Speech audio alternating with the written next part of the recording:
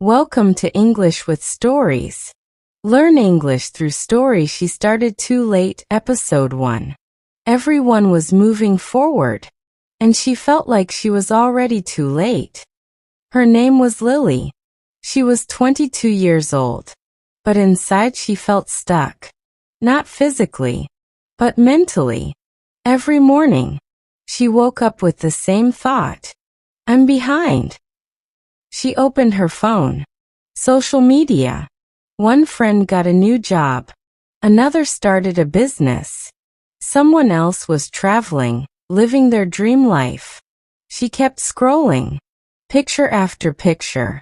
Success after success. And slowly, her chest felt heavy. She whispered to herself, "Everyone is ahead of me." She closed the app, but the feeling didn't go away. At breakfast, her parents asked simple questions. What are your plans? What will you do next? She forced a smile. I'm figuring it out. But the truth was, she wasn't figuring anything out. She was confused, lost, afraid to start. Later that day, she sat at her desk, a notebook in front of her. Clean, empty, just like her thoughts. She picked up a pen, then put it down. What should I even do? Her mind was full of noise. What if I fail? What if it's too late?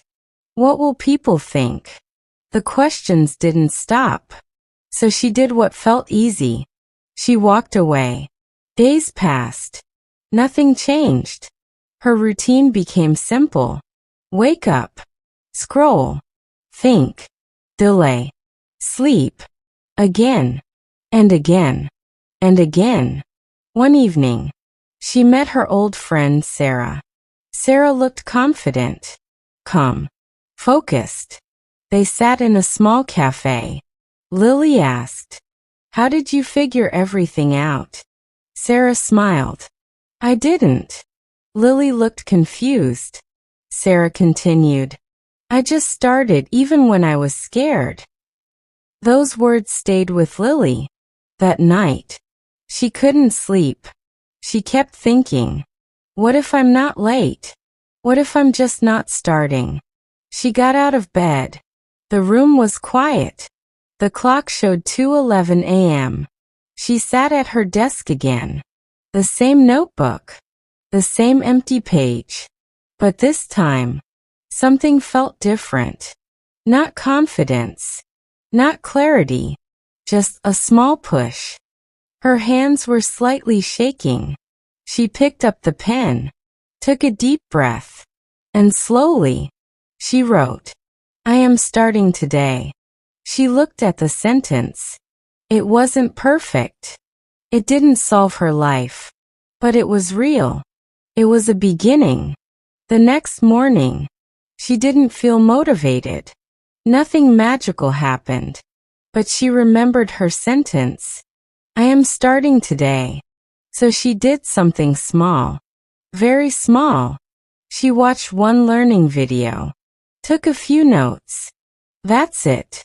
20 minutes. But that day was different. Because for the first time, she didn't just think. She acted. Days later, she repeated it. Again 20 minutes. Then again. Some days she missed. Some days she felt lazy. Some days she wanted to quit. But something had changed. She was no longer waiting for the perfect time. She was creating progress. Even if it was slow. Weeks passed.